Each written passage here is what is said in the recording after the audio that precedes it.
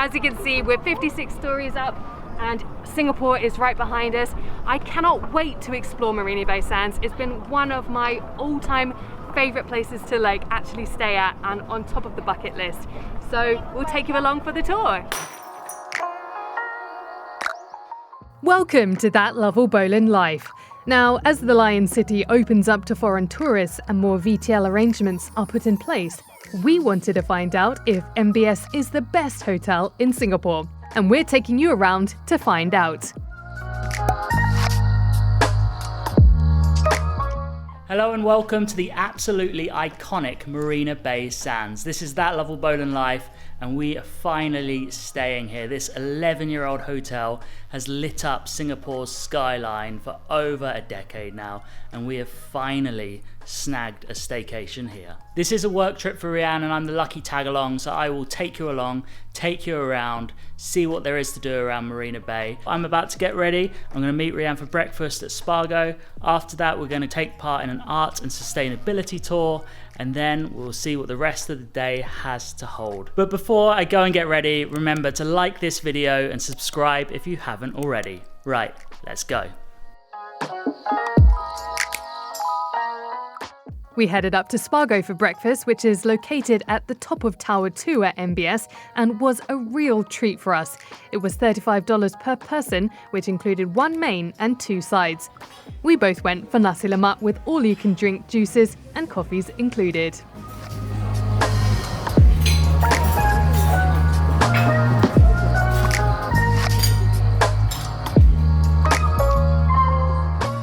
So we just got back from breakfast and I have to say we ate a lot and I think it's gonna sustain us for the rest of the day. Yeah, absolutely. We ate like kings and queens, honestly. We just had so much for dinner yesterday and then breakfast was exceptional. We had the nasi lemak, I had some smoked salmon and cheeses, and the view overlooking the city was fantastic. But as you said about sustainability, the great thing about MBS is that you can go on a sustainability and art path tour, which is what we're going to be doing. So we'll bring you along.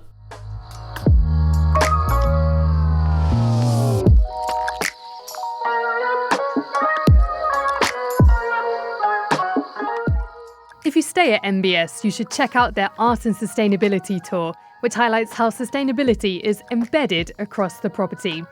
The guided walk is offered exclusively on certain staycation packages, and we were lucky enough to be joined by tour guide Wei Shun. For about 75 minutes, she showed us how MBS has put green features at the heart of their operations, and also some cool facts, such as since their launch in 2012, they've reduced their carbon footprint by over 30%, and are always looking for ways at improving. Living sustainably is a huge part of our lifestyle, and even in our 4 years, we've seen the ways that Singapore is moving towards a greener and cleaner society.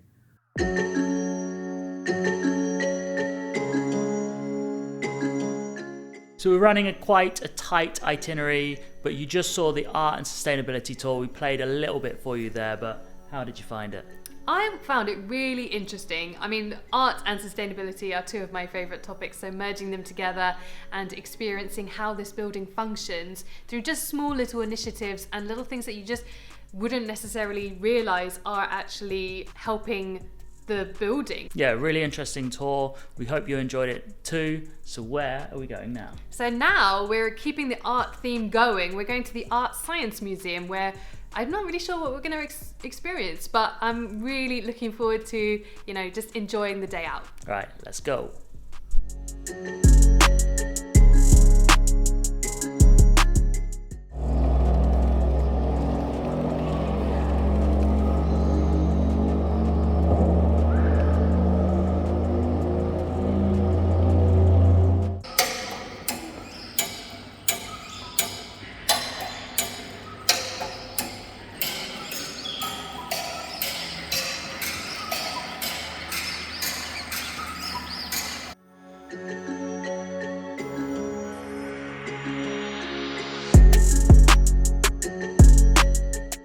The 10-year-old Art and Science Museum is another must-do if you're staying at MBS. It's a 5-minute walk from the hotel through the shopping centre and is well worth a visit.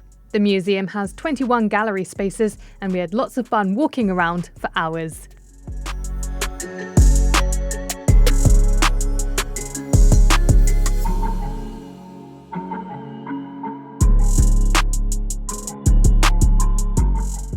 Now, after we finished up at the Arts and Science Museum, we headed over to Mott 32 for dinner.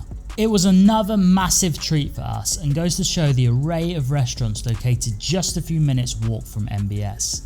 The food was expensive but well worth a visit. We gorged on some of their specialty dishes, including the barbecue Iberico pork and their lobster fried rice. So we're heading back to the pool, going to enjoy the night scenery right at the top of the building.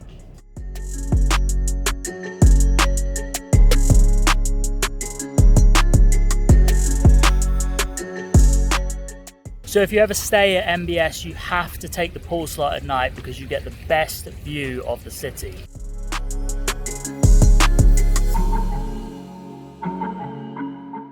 We're right on top of Singapore. We're just lapping it up, no pun intended, and enjoying this breezy evening and looking forward to tomorrow.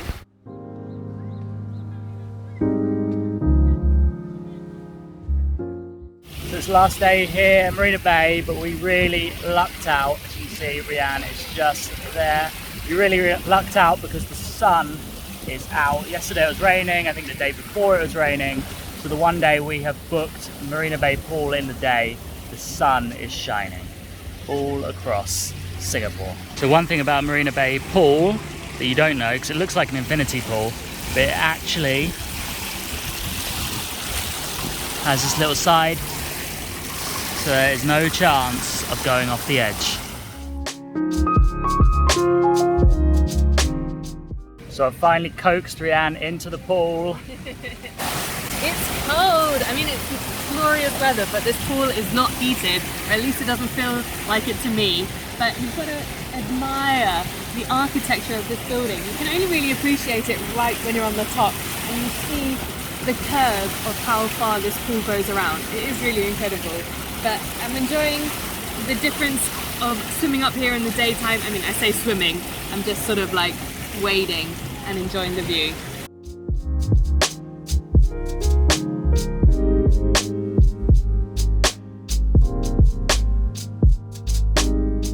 So we just finished our swim and we've come up to the observation deck, which is free for anyone who stays here at the hotel. So it's definitely worth a visit because just look at that view. It is spectacular and I can't imagine a better way to end this whole trip than being right up here with glorious sunshine and seeing all of Singapore.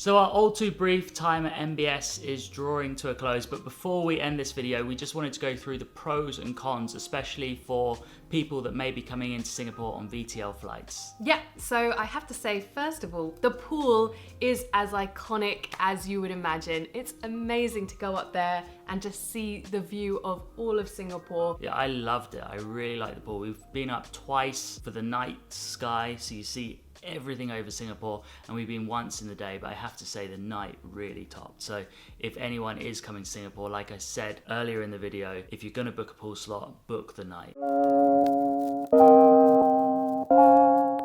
So surprisingly for us, number 2, not number 1, was food.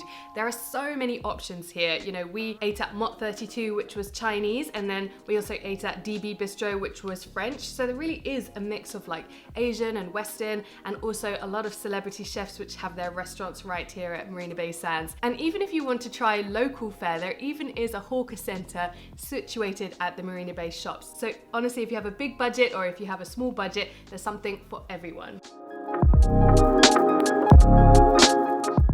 And our final pro for people wanting to stay here is that you are treated like royalty. Everyone is so nice, so welcoming. Everyone says hello. Everyone is there to help. So I think that was a really big pro for us. Yeah, people were really personable and that came through. So that was definitely a highlight for me. And aside from the pros, obviously there are a few negatives, a few cons with anywhere you stay. It could be amazing, but there will always be a few things that you can nitpick at. And I would say one of them maybe for us would be the room size or the room itself.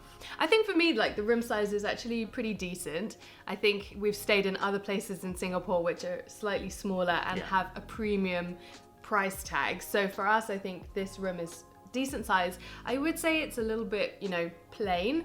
In other places, you get like a Bluetooth speaker or, other facilities which you can sort of tap on. I think we've got a coffee machine and a TV, and that's pretty much it. And I have to say, we are nitpicking. I really do enjoy this room. I really do enjoy the service and everything we've got. The bathtub is amazing. Like, I really like the bathroom here. But yeah, I think just the decor is probably a bit old-fashioned. Yeah, maybe simple is the term. I guess on the other side is the view, which is absolutely stunning. We have a Marina Bay view, so we can see all of Singapore basically. The Fullerton is over there, the Art Science Museum is just there. When else are you going to get such an opportunity to take all of that view in? It is absolutely gorgeous. Yeah, even the Lotus is there, the float. I'll play a little clip now from 2013 when I first saw the float. Hi Sam, you taking photos? Yeah. Oh right, well, typical you. Is it nice up here? Yeah. There's the infamous swimming pool.